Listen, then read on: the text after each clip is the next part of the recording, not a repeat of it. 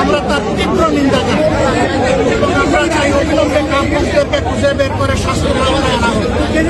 একটা কথা message very clear, এই জাতির কোনো গুলিকে পরোয়া করবে না ইনশাআল্লাহ। তৎকাও করে না।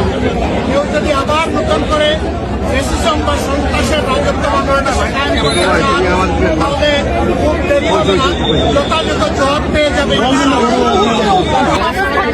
দেবে এবং কাউকে এই ধরনের নোংরামি করার সুযোগ দেওয়া হবে না। বাংলাদেশের মাটি কারো বাপদাদার জমিদারি না, 11 কোটি মানুষের সম্পদ। এই সম্পদ পাহারা দেওয়ার দায়িত্ব আমাদের সকলের। আমরা সেই পাহারাদারি করবো ইনশাআল্লাহ।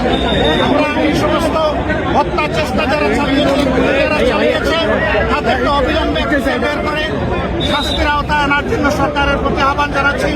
সরকারের কোন ধরনের ঢিলামি এখানে বরদাস্ত করা হবে। সরকার যেন এই ব্যাপারে তৎপর থেকে নিজেদের দায়িত্ব পালন করতে পারে, আমরা তা দেখতে চাই।